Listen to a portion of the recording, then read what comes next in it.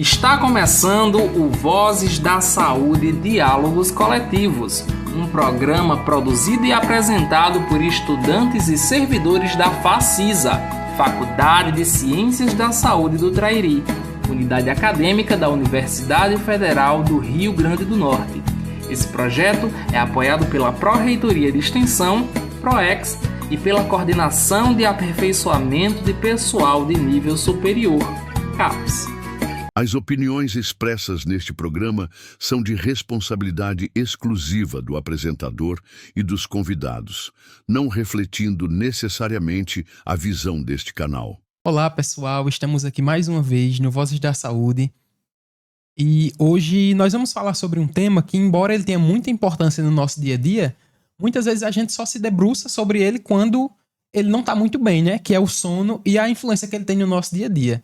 Então, para iniciar essa conversa, aqui ao meu lado está Eric, colega também de mestrado e também de profissão, nutricionista igual a mim. E hoje a nossa convidada mais do que especial é Caula Câmara, nutricionista da FACISA. E ela vai falar nessa perspectiva do sono e a influência na nossa saúde a partir de um projeto que ela já desenvolveu, já voltou aqui outra vez, para convidar a população a participar. E hoje ela veio divulgar justamente os resultados para a gente ver como é que essa questão tão importante na nossa vida, realmente, quais são os efeitos, né, no nosso dia a dia e o que é que ela achou aí na população de Santa Cruz. Obrigada pelo convite. É um prazer estar aqui de volta, né? Como Eula já comentou, eu vim outra vez para convidar o pessoal a participar da minha pesquisa de mestrado, que tem como tema não só o sono, mas também a crononutrição, que é uma área muito nova na nutrição. E aí hoje a gente vai poder conversar um pouquinho mais sobre esse tema da crononutrição e como ela tem impacto tanto no diabetes, que era o público que eu pesquisei, mas para as pessoas de uma forma geral. Eu tenho certeza que muita gente deve estar se perguntando, né? O que é crononutrição? O que é cronobiologia? E nunca nem ouviu falar. Como é que você pode resumir essas duas palavras, né, pra gente? Pronto, isso é uma pergunta super comum, porque é um termo novo, né? É uma área que a gente diz emergente, uma área nova de pesquisa. E assim, a cronobiologia, ela estuda os ritmos do corpo. Como assim? Tudo no nosso dia tem, digamos, altos e baixos. Então, os batimentos do nosso coração têm um ritmo. Os hormônios do nosso sangue têm um ritmo. Dependendo do claro e do escuro, o ritmo da natureza, o nosso corpo também responde a isso, né? O próprio sono e a vigília, né? Ou seja, estar acordado e estar dormindo, é um ritmo que existe na nossa vida. E aí a cronobiologia estuda isso, tanto nos animais quanto em seres humanos, né? Que é o nosso caso. A crononutrição é uma área mais específica, que está super relacionada com a cronobiologia, mas ela estuda o impacto do momento em que a gente faz as nossas refeições. Então, a gente vai falar um pouquinho hoje sobre o sono, a hora de acordar, a hora de dormir, quanto tempo, a qualidade do sono, isso tudo é muito importante e fez parte da minha pesquisa também. E a crononutrição significa que não é importante só o que a gente come e quanto a gente come, né? A qualidade e a quantidade são coisas muito importantes da alimentação, mas em que momento a gente come? A gente come mais cedo, a gente come mais tarde, a gente come em horários regulares. Tudo isso também vai ter um impacto na liberação desses hormônios, na nossa saúde de forma geral. E aí tem resultados positivos ou negativos, dependendo de como a gente se comporta, esses ritmos do nosso corpo. Sim, eu acho interessante, que eu queria saber como é que a nutricionista, né, chegou nessa área, qual foi o primeiro contato que você teve, porque assim, não é uma área que a gente escuta muito falar durante a faculdade, né, e nem fora da faculdade é uma coisa que a gente escuta pessoas falando, e assim, às vezes em algum congresso ou outro, algum professor que incentiva, né, como Jane, que é professora da FACISA, e se debruça bastante sobre esse tema, mas como é que você teve esse primeiro contato? Pronto, foi justamente através de Jane, que foi a minha orientadora do mestrado, e aí ela me convidou. Até então eu nunca tinha estudado, nunca tinha ouvido falar sobre crononutrição, e aí ela disse, tô querendo te orientar no mestrado, mas é nessa área de crononutrição, você tem interesse? Aí eu fui pesquisar, fui dar uma olhada, né, assim, uma área nova, assim, que se abriu para mim, e eu disse, eu adorei, achei super interessante, e vamos pesquisar sobre isso. Eu só não sabia ainda como ia ser o projeto, qual ia ser o público que a gente ia estudar, mas como eu sou da área de clínica, né, eu atendo lá na Facisa, da Clínica Escola de Nutrição, e aí eu tenho um público nessa área de diabetes, né, muitos pacientes com diabetes, eu comecei a pesquisar e ver que tinham artigos nessa área de crononutrição com pacientes com diabetes. Então foi por aí que essa história começou.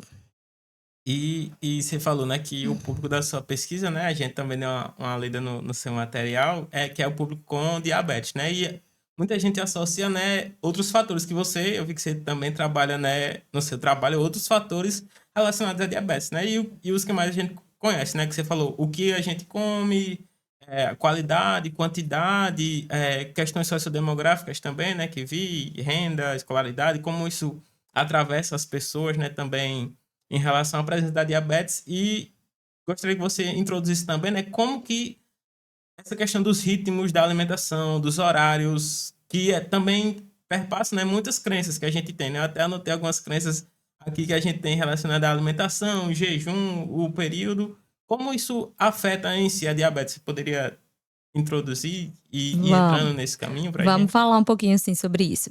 Bom, os pacientes diabéticos, eles precisam ter o que a gente chama de controle glicêmico. O que é isso, controle glicêmico, para alguém que não é da área e está escutando a gente? É que o diabetes esteja compensado, controlado. É que a glicemia, que é o que se altera no paciente com diabetes, esteja mantida ali regular. Ou seja, se a gente fizer o exame de glicemia de jejum, que ela esteja entre 80 e 130, a gente diz que o diabetes está controlado, compensado. E tem outro exame, que também é um pouco falado, que é a hemoglobina glicada ou glicosilada. Aí o ideal é que ela esteja abaixo de 7%, né? É um exame que verifica, a gente diz, nos últimos 3 meses, como é que tá essa glicemia média, né?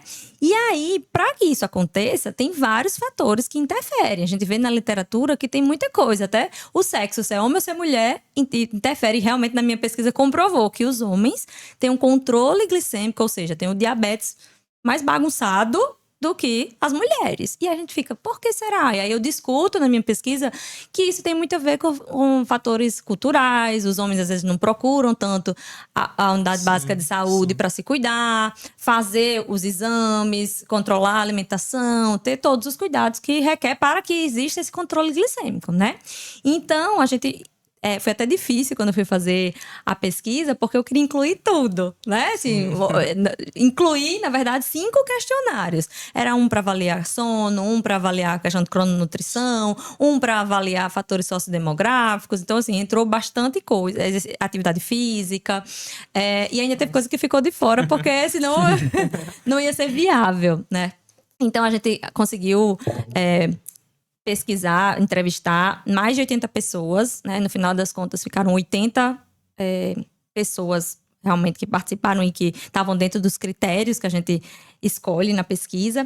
E aí, a gente viu que, além do sexo masculino, né, tá relacionado a um pior controle glicêmico, a questão também do uso de insulina estava relacionada a um pior controle glicêmico. Aí a gente pode pensar assim... Mas a pessoa está usando insulina justamente para controlar. Sim. Como é que aquelas pessoas que usam, tá com controle pior? Justamente porque elas só iniciam esse uso quando já está com um diabetes bem avançado e um diabetes muito descontrolado. Então, na pesquisa, a gente fez essas associações. E a associação não quer dizer que um é causa e o outro é consequência. Não é que a insulina causa o mau controle glicêmico. Não, de forma alguma. Ela é um tratamento importante que deve ser seguido direitinho, mas que, às vezes, é seguido, mas não é seguido junto com a alimentação. Então, é uma pesquisa muito complexa, né? Porque depende de muitos fatores. A gente não pode tirar conclusões precipitadas de que isso causa isso. Não, estão associados. Certo?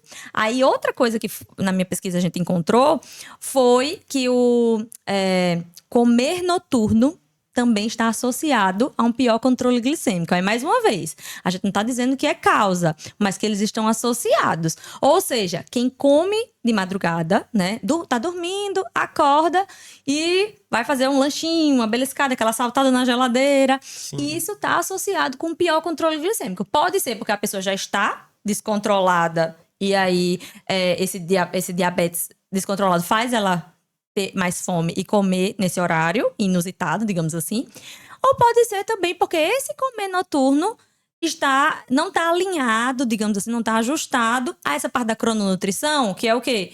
Comer nas horas certas, nos momentos regulares, e aí isso impacta na glicemia dela de pior forma, causando esse mau controle glicêmico. É isso. Então, assim, esses foram alguns achados que a gente encontrou relacionados ao diabetes e à crononutrição. Eu acho interessante que quando a gente pensa em dormir mal, a gente acha que só o que influencia é estresse, né? Então, se eu tô estressado, eu não vou dormir bem. E aí, se eu não dormir bem, eu vou estar indisposto. Só que, como você falou, tem outros fatores que podem estar por trás desse dormir mal que a gente fala. Tem outros fatores que podem impactar até mesmo essa... Como é que eu posso dizer? Uma ansiedade, né? Antes de dormir, aí você acaba comendo e aí você não sabe qual é o efeito disso depois. Isso. Tanto após comer, como também no dia seguinte. E aí quem tem essa questão com diabetes, né, fica um pouquinho mais complicado. Aí você já falou algumas coisas que você conseguiu achar, mas eu queria saber o que é que lhe chamou a atenção, assim, que você não esperava de jeito nenhum. Teve alguma coisa? Essa associação com os usuários de insulina foi uma coisa assim que me chamou a atenção, né? Porque a princípio parece contraditório, sim, mas foi algo que a gente foi pesquisar na literatura e tem outros estudos que também mostram esse resultado, então não é tão estranho assim. E essa questão do comer noturno chamou a atenção porque foram poucas pessoas na pesquisa toda, não tinha tanta gente que acordava de madrugada para comer. Mas, mesmo tendo um número pequeno, não vou lembrar agora quantos foram, mas digamos assim, que desses 80 foram 10 pessoas que tinham esse hábito, que relataram esse hábito. E mesmo assim, quando a gente fez a estatística, os cálculos que a gente faz na pesquisa, né, a gente ainda encontrou essa associação. Então me chamou a atenção porque é algo muito forte, que esse comer noturno está associado a essa questão do mau controle glicêmico em pessoas com diabetes, né? E aí, outra coisa que a gente achou na nossa pesquisa que foi interessante, assim, porque a gente fez aqui com os habitantes de Santa Cruz. Então, tinha que ter diabetes, né? Ter mais de 18 anos, diabetes tipo 2 e ser morador de Santa Cruz. E a gente encontrou uma questão que foi positiva, que foi interessante, que eram os hábitos mais matutinos. Como assim? Existe uma das coisas que eu avaliei foi o cronotipo. Vocês já ouviram falar de cronotipo? Já, pronto. O cronotipo, ele avalia as preferências biológicas, assim, os horários. Aquelas pessoas que acordam mais cedo e dormem mais cedo são as que a gente chama de matutinas, né? São aquelas pessoas que têm esse hábito já de acordar cedo e dormir mais cedo. E as pessoas que acordam mais tarde e dormem mais tarde são as pessoas que a gente chama vespertinas, né? E existem também os intermediários que estão ali no meio termo, nem tão matutinos, nem tão vespertinas. E os estudos mostram que ter essa característica mais matutina é positivo para a nossa saúde, no sentido de principalmente dos hormônios que regulam o diabetes. E aí, na pesquisa, a gente viu que a maioria, assim, principalmente os idosos, eles tinham muito esse hábito de acordar super cedo. Então, teve paciente não, né? Não era paciente, participante da pesquisa, que acordava 4 horas da manhã e dormia 8 horas da noite. Então, me chamou a atenção essa questão dos hábitos e essa regularidade, porque a gente também pesquisou outra coisa chamada jet lag. Não sei se vocês já ouviram falar, jet lag social, que nada mais é do que o quê?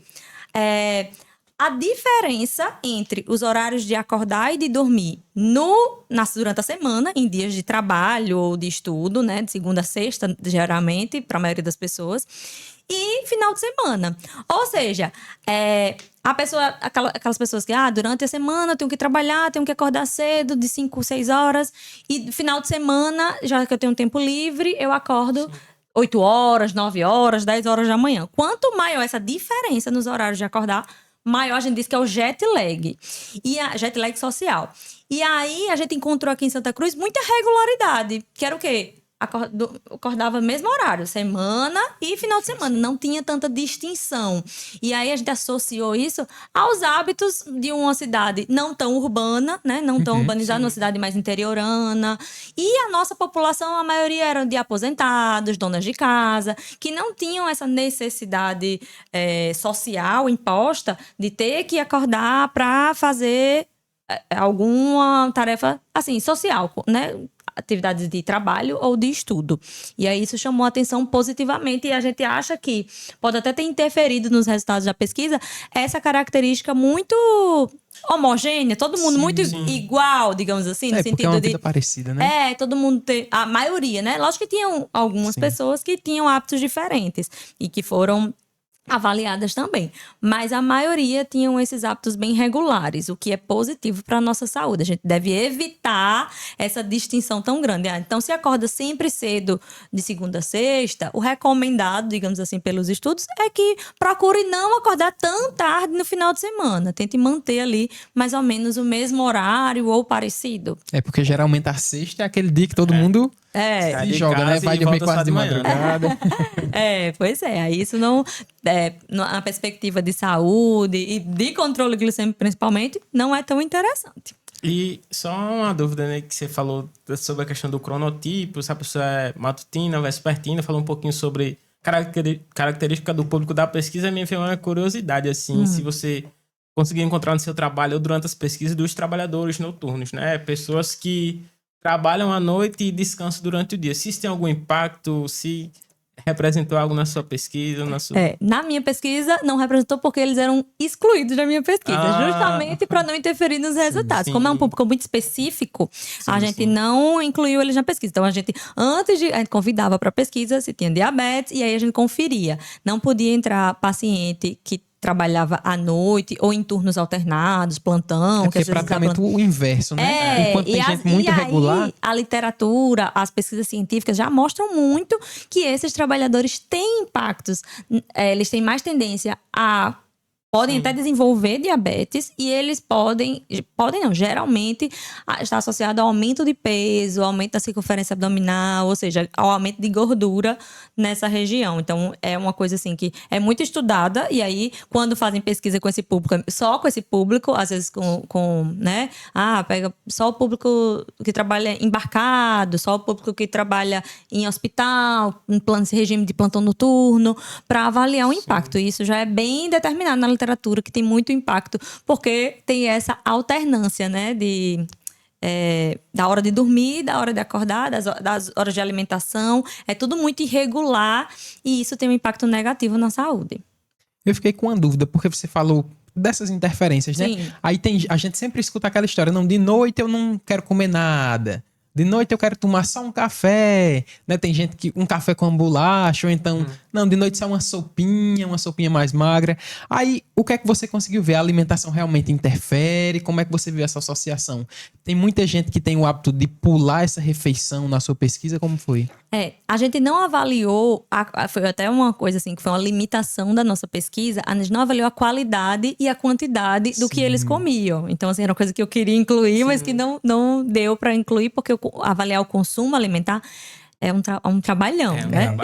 Já fiz isso e dá trabalho. É um trabalhão e assim, como tinha outros questionários que a gente quis priorizar, principalmente essa parte da crononutrição, então não foi possível avaliar. Mas a gente sabe, e tem na literatura falando, sobre a importância de ter esses horários regulares de alimentação. E o que a literatura mostra também é a importância de jantar, já que você perguntou sobre o jantar especificamente, de jantar cedo. Né? Então, as pessoas, às vezes, tanto ou omitem essa refeição, ou, pelo contrário, ficam até tarde assistindo, e aí uma pipoquinha, uma baganinha, um chocolate, um refrigerante, não sei o quê, um petiscozinho, e vão comer muito tarde. E quanto mais tarde é essa refeição, uma das perguntas era qual é a última refeição que você faz antes de dormir. E aí tinha tanto a questão do jantar, quanto se fazia algum lanche após, né? Que algumas pessoas têm essa necessidade. Lógico que isso tem que ser avaliado individualmente. Eu não posso dar uma resposta aqui geral que ninguém pode comer até tal hora. Não dá pra gente dizer uma regra geral que vai funcionar para todo mundo, porque também vai depender justamente da rotina. Imagine, uma pessoa que trabalha à noite, ela precisa comer à noite, né? Ela não vai ficar sem se alimentar nesse horário.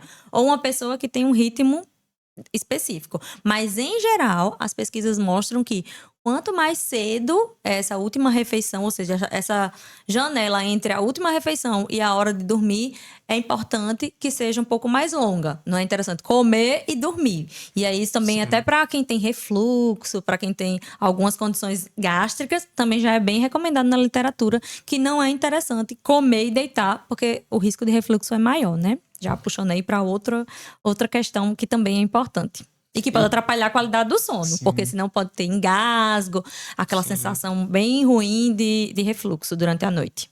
E outro ponto, né, que a gente falou agora sobre o jantar, né, e me veio uma dúvida quando eu estava lendo sobre a outra refeição que é o café da manhã. E pensando assim, muitas pessoas pensam que o controle glicêmico e focando não só no controle da diabetes, né, mas também pessoas que tentam redução de peso, também falam que pular o café da manhã é uma boa opção, né, e só tipo, faz a janta e a refeição seguinte é só o almoço do dia seguinte. Eu queria saber se isso interfere, pular o café da manhã ou não interfere, como interfere, né, também. Pronto. Na nossa pesquisa, isso foi uma das coisas que a gente avaliou, mas a gente não conseguiu achar associação, né? Mas como a nossa amostra era relativamente pequena, né? Não era um estudo assim com 1.000 pessoas, com 2.000 pessoas, era uma amostra com 80 pessoas. Então era limitado, a gente não podia tirar muitas conclusões a partir disso. A minha vontade era expandir, fazer com mais pessoas, pra gente ter conclusões mais, né? Para afirmar mais coisas. Mas a literatura, ou seja, os artigos científicos, as pesquisas anteriores, elas mostram justamente que o hábito de pular o café da manhã não é interessante. Então, a gente tem que evitar esse hábito de pular o café da manhã. É uma refeição importante para promover esse controle glicêmico e o controle de peso. Porque esse café da manhã, ele vai ser uma oportunidade de inserir nutrientes importantes para o corpo. E ele vai... É como se a gente dissesse assim... o dia começou, o corpo pode começar a funcionar e os hormônios começam. É uma sinalização que a gente diz, para que o corpo entre em ação. E aí, quando vai chegando o entardecer e a noite, a gente tem que sinalizar o contrário. O corpo agora vai entrar em modo de repouso. E aí, eu não posso estar comendo tanto, porque o corpo, naturalmente, ele vai meio que se desligando. É interessante isso, porque é como se fosse... a gente até diz assim, que existe uma resistência à insulina fisiológica. Como assim? O nosso corpo, ele não reage tão bem aos carboidratos à noite. Por isso que, às vezes, as pessoas dizem, não pode comer carboidrato à noite. Sim, não é isso. A gente tem que comer os carboidratos à noite, porque a gente precisa, né, ter uma refeição completa, uma refeição equilibrada, mas o excesso desses carboidratos, ele não vai ser bem metabolizado, ou seja, não vai ser bem utilizado pelo corpo se for mais tarde, porque você vai estar ali num modo de repouso. Certo? Falando de uma forma geral, é isso. É importante realizar o café da manhã e de forma regular, né? Não pode, um dia o café da manhã num horário, um dia o café da manhã no outro horário. Sim. Totalmente diferente. Tem gente que no final de semana o café da manhã é quase na hora do almoço. 10 horas, né? E aí, isso também a gente chama de... Eu já falei aqui do jet lag social, que é o horário de dormir e de acordar. Também tem o jet lag alimentar, que é essa diferença de horário entre os dias de final de semana e de semana. Sim. Então, aqui a gente tem um quadro que a gente vai nas ruas saber o que é que o pessoal acha, né? Então, como tinha muito a ver com sono, eu acredito que as pessoas também não estão muito por dentro desse tema que a gente tá discutindo hoje. Sim. E esse é um ótimo momento pra gente chamar oportunidade, né? Na boca do povo, né? Pra gente ver o que é que o pessoal nas ruas entendem. Vamos lá. E agora, quem fala aqui é você, um quadro onde a voz das ruas ganha espaço, porque a melhor forma de falar de saúde é do jeito que o povo entende. É saúde do jeito que o povo fala, no quadro Na Boca do Povo. Estamos aqui em mais um Na Boca do Povo para conferir o que a população entende sobre a importância do sono. Vamos lá? Estamos aqui com Elton. Elton, na sua opinião, qual a importância do sono para a saúde? É importante, né? Porque se você não dorme direito, você passa o dia estressado, ou no futuro próximo você pode se prejudicar na sua idade mais avançada, né? Existe algum hábito que você percebe que atrapalha o seu sono ou que melhore também? Sim, tomar café. Tomar café, tipo, a partir das 10 horas da noite, você não dorme de jeito nenhum, vira zumbi, né?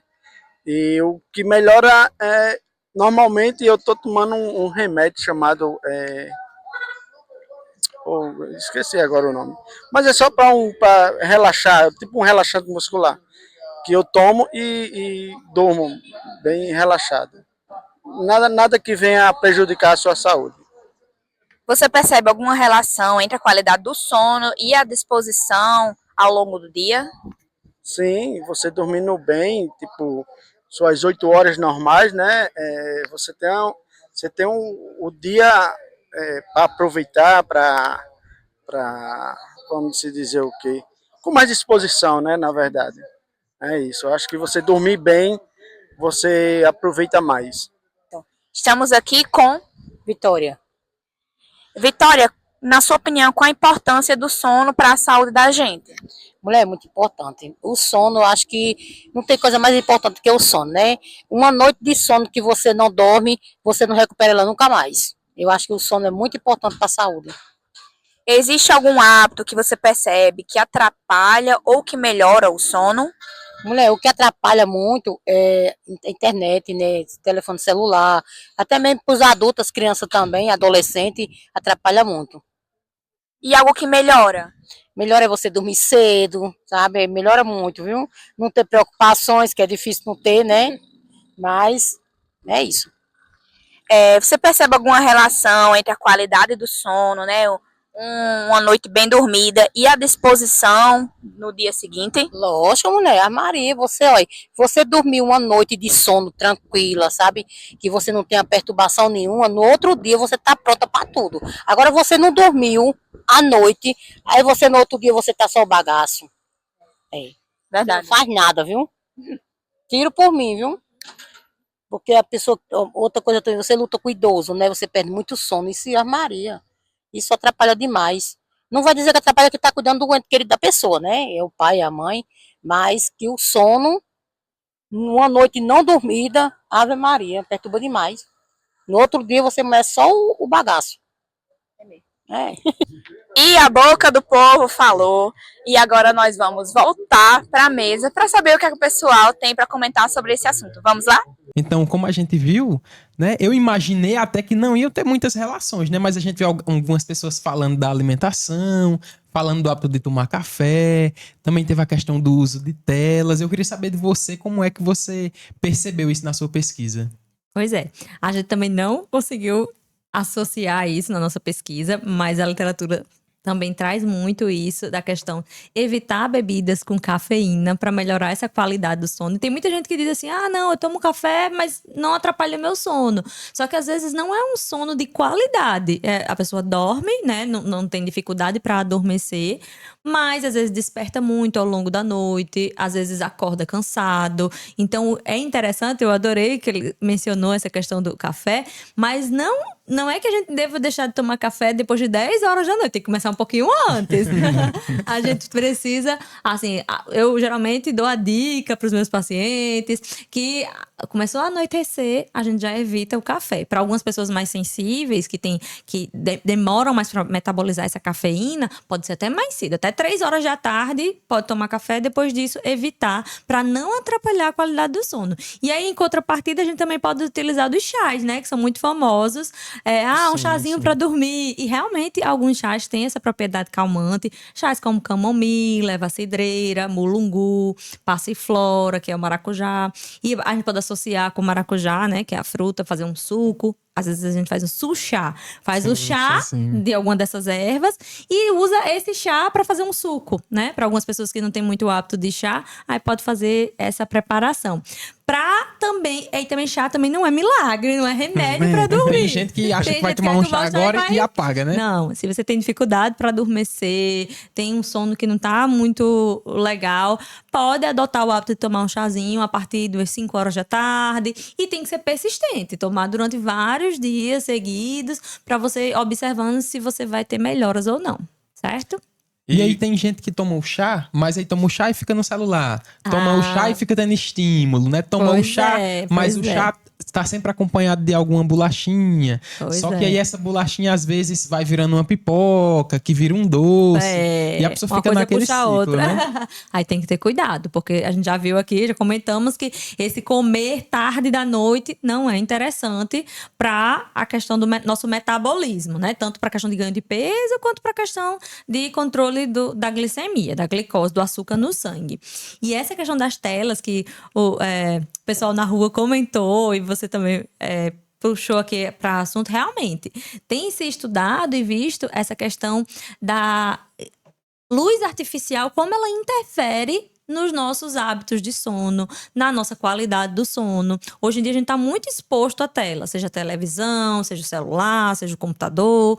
E essa luz artificial, ela manda uma mensagem para o nosso cérebro, que é uma mensagem de quê? Esteja alerta, é dia ainda, né?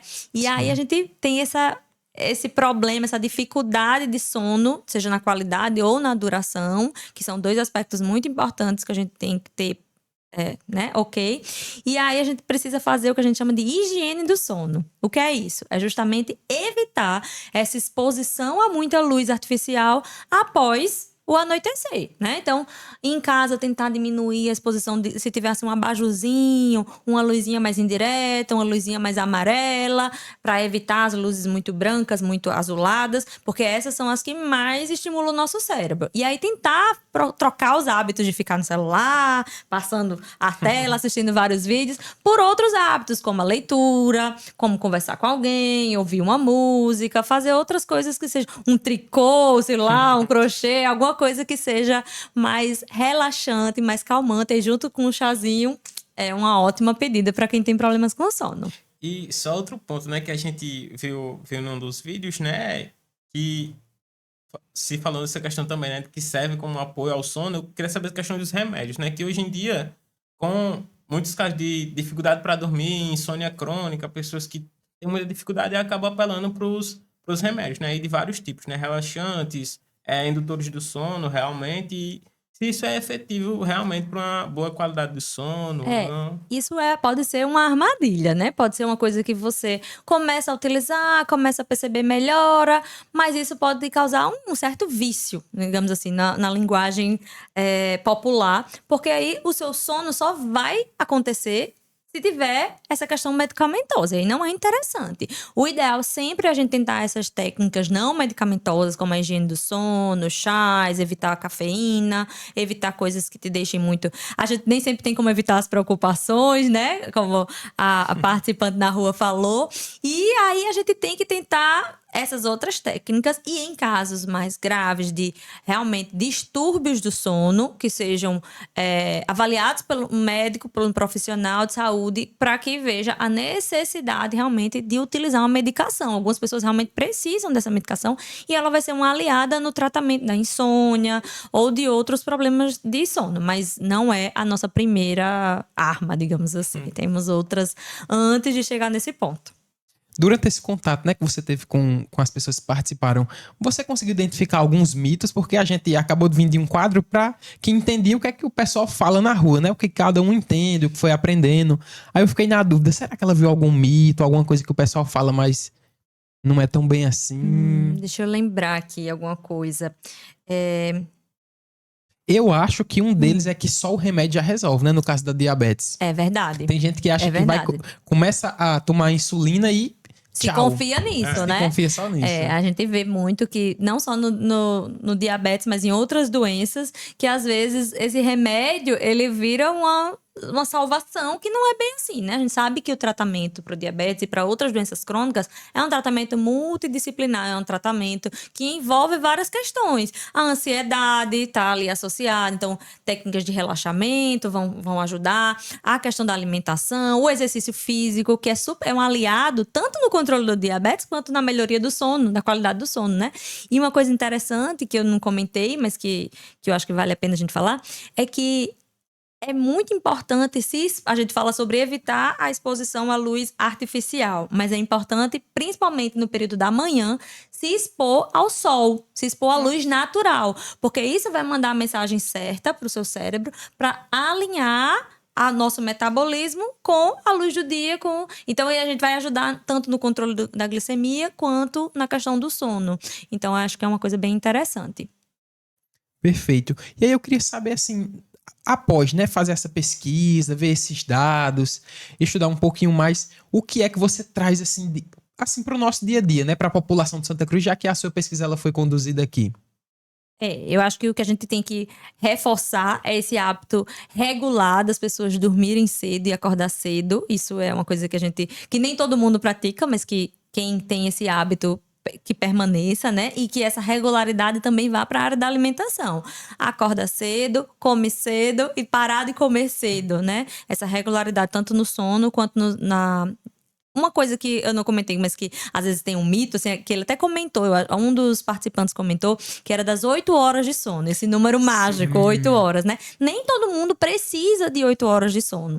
Existe uma recomendação que vai de 7 a 9 horas de sono, ou seja, algumas pessoas vão dormir só 7 horas e vão ficar bem. Então, são pessoas que precisam de menos duração de sono. E outras pessoas precisam de mais duração de sono. Esses dias mesmo eu atendi uma pessoa que disse: eu durmo 8 horas por dia, mas eu acordo cansada.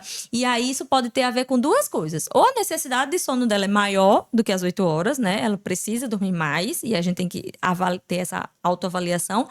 Ou o sono dela não está sendo de qualidade, está acordando, tendo muitos despertares ao longo da noite, e aí isso precisa também ser avaliado. Às vezes a pessoa tem a apneia do sono, que é aquela, muitas vezes na obesidade está associada a essa apneia, que é a falta de ar ao longo da noite, porque tem uma obstrução da passagem de ar mesmo. Então isso também está associado a uma pior qualidade de sono. Conheço pessoas que às vezes nem tinham obesidade e que tinham essa apneia grave, e aí precisa às vezes fazer cirurgia com otorrino para fazer uma melhoria dessa respiração. Outras precisam usar um aparelho para dormir, dependendo da necessidade. Isso tem que ser avaliado caso a caso, né? Mas só para entender que nem todo mundo precisa de 8 horas, pode ser um pouquinho menos ou um pouquinho mais. E para idosos a recomendação é de 7 a 8 horas, uma recomendação geral, assim, certo? Sem contar que tem gente que acha que só o fato de se deitar e fechar os olhos é um sono muito tranquilo, né? Só que a gente sabe que o sono ele tem fases, né? Então, tem uma fase mais leve, tem uma fase mais profunda. Quando vai ali iniciando o dia, o nível de estresse natural do corpo começa a aumentar e a gente começa a ter os estímulos para despertar, né? Isso. Como é que você viu alguma questão, assim, dessa fase mais profunda, mais leve? Não, a gente não chegou a avaliar, porque isso requeria recursos de fazer essa polissonografia, né? Sim. Que é um exame que avalia justamente como tá as fases do sono, mas é algo muito importante, porque cada fase tem suas características específicas e cada fase vai ser importante para a recuperação tanto do corpo quanto do cérebro, porque o cérebro, ele se regenera, ele se recupera. Tanto que a participante falou, eu adorei a participação do pessoal na rua, porque falou muitas coisas interessantes. Que depois de uma noite de sono perdida, tem um impacto pro resto da vida. E isso é verdade, porque a regeneração, o nosso cérebro cria novas conexões durante o período do sono. Então, é bem importante ter esse sono reparador, realmente. Tanto da questão do sono profundo quanto do sono leve está adequado, né? Não é só dormir de qualquer jeito. Isso aí é uma das avaliações de qualidade do sono. Perfeito. Vocês também estão vendo, né, que ela tá só com uma carteirinha aqui. Eu queria que você mostrasse essa carteirinha pro pessoal. Sua câmera é essa aqui. Certo. Para que todo mundo possa ver o que é que você está consultando. Essa carteirinha foi um produto do meu mestrado, da minha dissertação, né? E ela se chama Dormir Bem, Comer Melhor. Um passo a mais no controle do diabetes. Justamente falando um pouquinho sobre essa questão do sono, da crononutrição. E aí ela tá numa linguagem bem acessível, uma linguagem bem fácil de qualquer pessoa entender. E aí ela foi produzida por mim, Caula Câmara, Marcos Felipe e Jane Carla de Souza, que são os orientadores dessa pesquisa. E aí ela fala tanto desde o que é diabetes e como é que é importante ter esse controle glicêmico para evitar complicações, né?